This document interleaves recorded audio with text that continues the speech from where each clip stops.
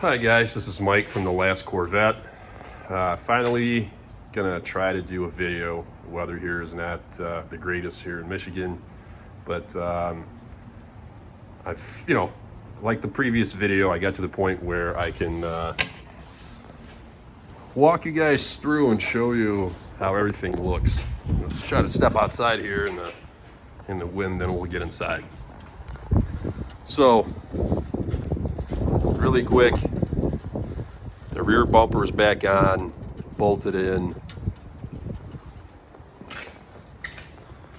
The quarter panels, actually both of the quarter panels are on, gapped.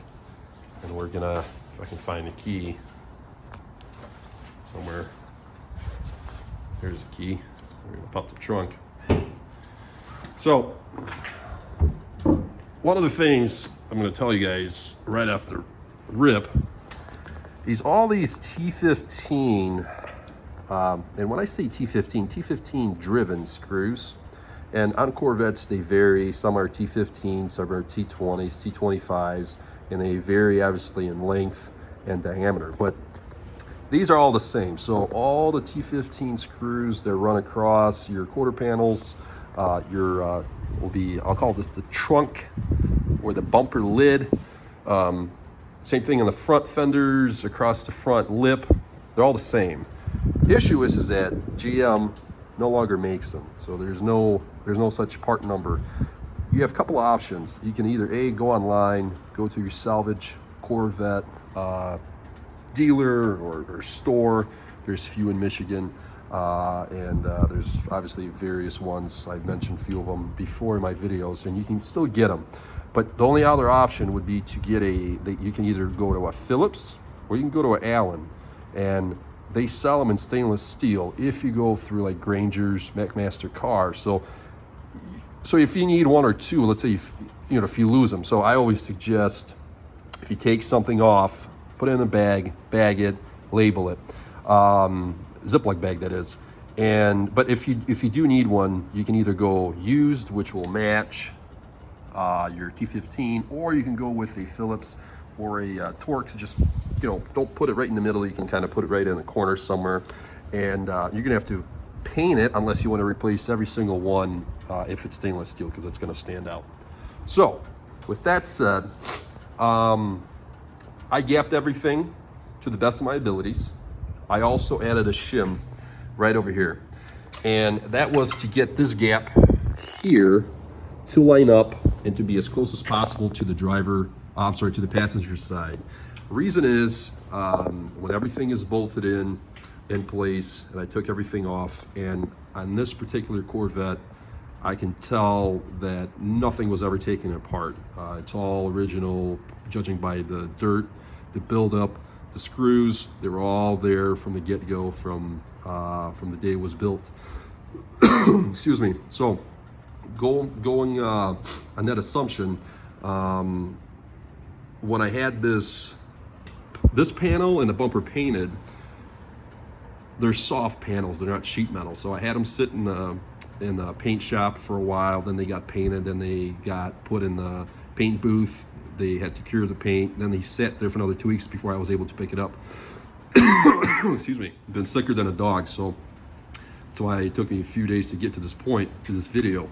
And since it's not a sheet metal, it gets distorted. Even sheet metal gets distorted, and on top of it, sheet metal, fiberglass, plastic, carbon fiber, you still use shim. So I had to use a stainless steel washer. I'll show you guys here.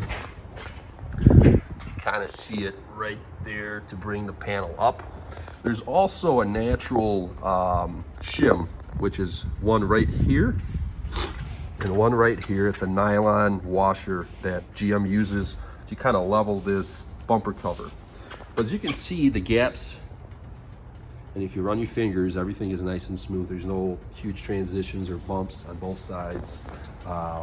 Same thing here. And normally what you do is you always want to put the quarter panels on first, get them snugged up, and then you put your bumper on. And especially on the Corvettes, you have two 8mm, then you have two 10 mils, and then you have a 10 mil right here on the bottom that is a through bolt. So it means there's a bolt washer nut. So what you want to do is you want to snug that up first and then go from the bottom up. Never go from the top up because of the curvature of this quarter panel to the bumper. And what happens is once you get everything tight, you can loosen up the 2 8mm, and what you can do is you can push on this quarter panel, and you will have to obviously loosen up your 215s and get it flush with the rear bumper. And that's what I had to do. Just kind of work the panels, and then once you're satisfied with the gaps and the condition of how everything looks, you can torque everything down. So one of the things that you always check for is the gaps. So one thing I noticed is this gap here, so basically right where the trunk lid meets, let's say your bumper cover and your quarter panel on the passenger side to the driver's side, this one is tighter. And I went back, I actually had some pictures, and I thought to myself, well, this doesn't make any sense because this is square with the bumper is, the opposite side is also square. So this could be a distortion in the quarter panel itself or the trunk when it was made. You could possibly get it corrected by loosening up your hinges and kind of shifting your trunk lid just a little bit, but it's not a big deal because more than likely you're not gonna tell anyway. And I know it's slightly off, but nobody else will ever notice. And like I said, when I looked at the pictures of the original before disassembly, it was the same. So moving on. The rear camera is mounted. I told you guys it was mounted right where your main bracket is that holds your key cylinder, your push button for the trunk lid.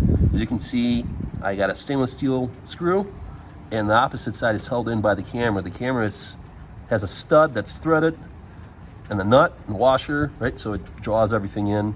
Originally from GM, this is held in by rivets. So I drilled those out when I removed the bumper. All right, moving on. This here is not, this is just basically some you got your panel clips and a couple of nuts that holds this whole place and this whole thing in place. If you look over here, this here is a cable for your, let me focus in here. I don't know. There we go. So this is a cable that goes through the rear support that houses your trunk lid release. As you can see, I fed the camera cables.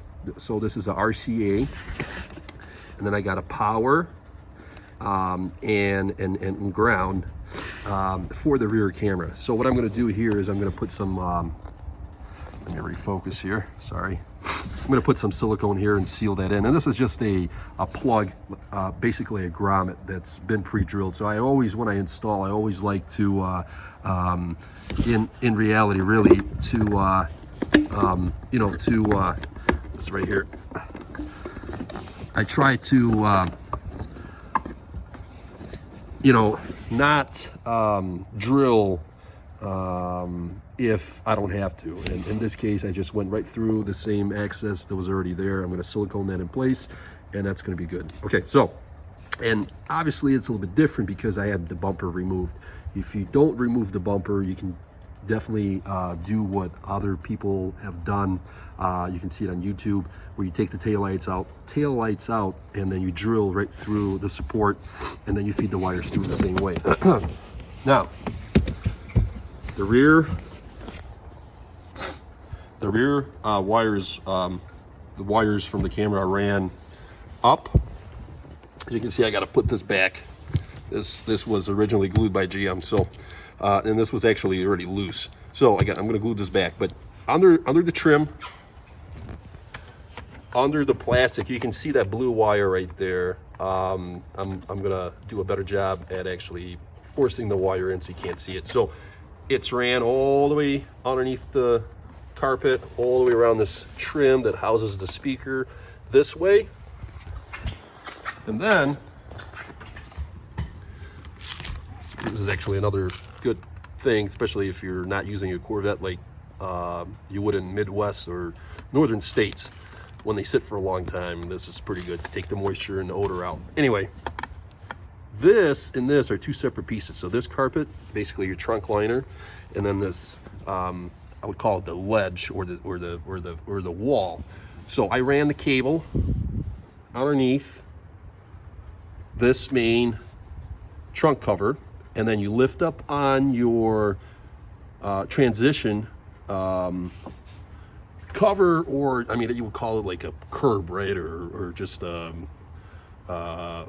call it just a firewall, I guess, right? So, and what you do is you, when you have your console, center console removed, you can run your wires up under the carpet and over, and then under the center console, and then you run it straight to your head unit.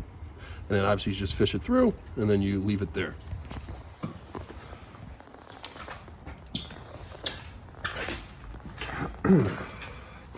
The front camera, as you can see, these are the two, and I haven't, and like I told you in another video, I am not going to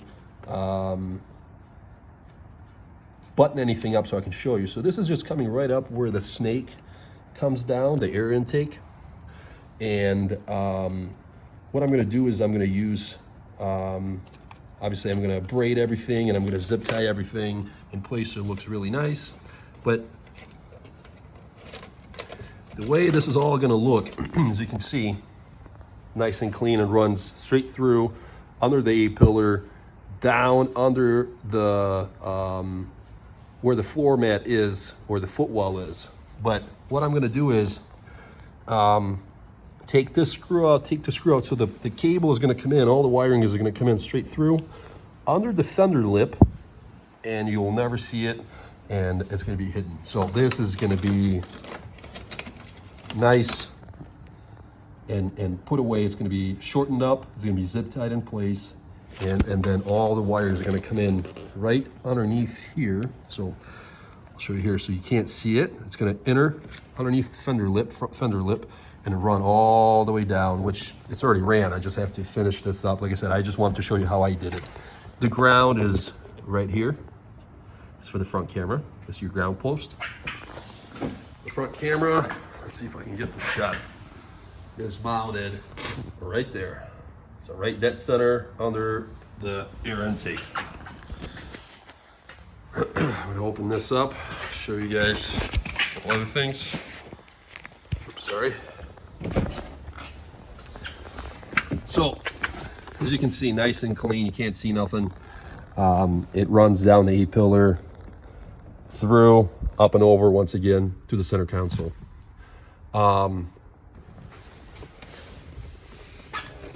Try to get everything. So the only thing that I've got left is obviously I have to finish up the front, just lay the wires in nicely, zip tie everything in place, put some silicone in the back, zip tie a couple of wires in the back. Same thing, finish up a couple of loose wires here that need to be just zip tied in place. This out of the way, Jesus, I swear.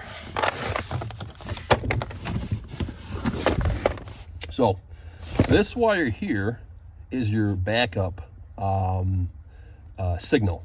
So I actually ended up, instead of running it from the reverse lights at the back of your bumper where the reverse lights are, if you take this, and actually the OEM, this is going to be taped up. So if you undo the tape, you're going to find the lightest green wire, almost like lime green, like the same color that I used here. Tap into that, or you can use a test light to check it by putting your gear shifter in reverse. You'll get 12 volts, 12 plus volts, and then put it back in park. It's going to be 0. So this wire is your reverse signal wire. So I'm going to have to put and you know, obviously tighten this whole thing up and make sure that it doesn't get cut, it doesn't get damaged. So that will be taken care of. The other wire for the camera actually runs underneath this cover that covers your blower motor and such.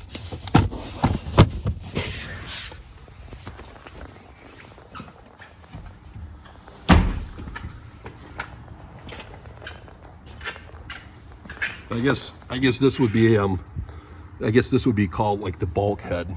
That's the only thing I would call it. I mean, transition or bulkhead, obviously not a firewall, but like I said, two separate pieces of carpet. So up like this. In this channel under the carpet, you lift this up when the center console is out of the way, which I'm not going to show you. There's been videos beyond limits on how to remove this every possible way. And then you lift this carpet up, and then you go under the center console and you feed your reverse camera lights, or I'm sorry, your reverse camera wires in. So getting in the car, this is the Pioneer. It's installed. Now I'm going to tell you the Pioneers with the kit, the metric kit that I showed you guys. I think it looks the best. The Kenwoods are kind of oval, and they Howie bread from Hungry Howie's. You know, they stick out a little. This is nice and flush. It looks pretty good. So this is the setup. I already got the background downloaded, and I'm going to show you. Actually, I'm going to turn the accessory on so we can actually engage the. So here we go. Got the accessory on. Pioneer's going to come up, and I'm also going to explain something to you guys. This applies to Pioneers, Alpines, and the future Kenwoods. Some Kenwoods are still the same, or the old school way, where it said, hey, you can't play video, audio or video inputs, any of the inputs, unless you have your parking brake engaged. So normally what you would do is you would just ground the wire out. On these Pioneers, I'm going to show you one extra piece that you got to buy to this puzzle when you wire it, and how you wire it. And what it does is, now Pioneers and Alpines are looking for a ground, neutral, which means zero, nothing, ground, neutral, ground again. So a 3 signal. You can do it with a relay, you can do it with switch, or you can just buy a part. I bought it for 20 bucks from a local car audio, just because I wanted to finish this up. But if you go on eBay, I'll show you guys exactly the part number that you need for this application. It's pretty much universal, but it's like 8 bucks on eBay or Amazon. But I just didn't want to wait. I wanted to finish this up. So reverse. So this is your reverse. As you can see, one of the things is the position of the camera is a little bit too low. Unfortunately, it's not adjustable, but I think it's going to do the trick. Put it back in park. Now, if I go here, that's another thing too, audio video. And I go into audio video here.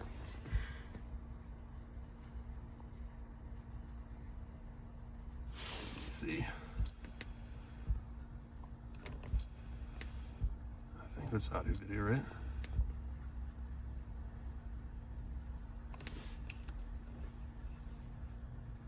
There we go. Okay.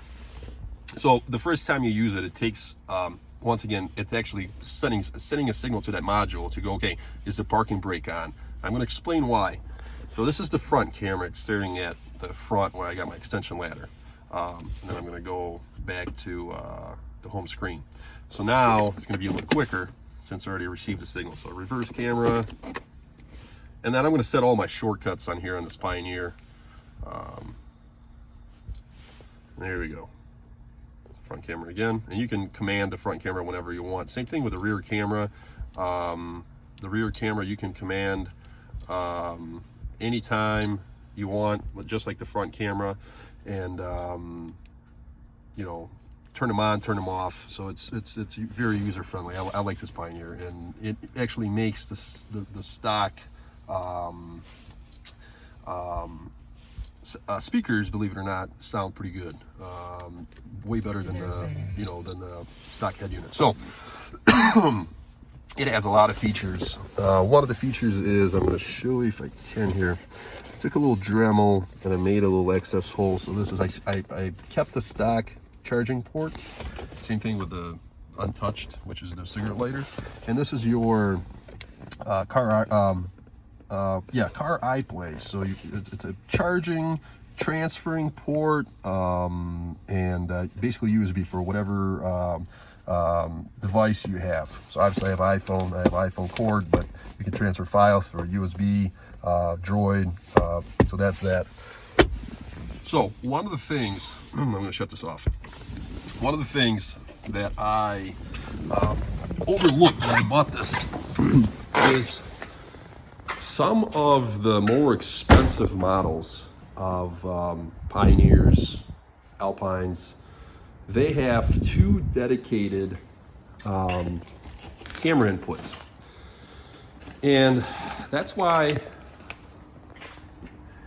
I didn't buy this module to begin with.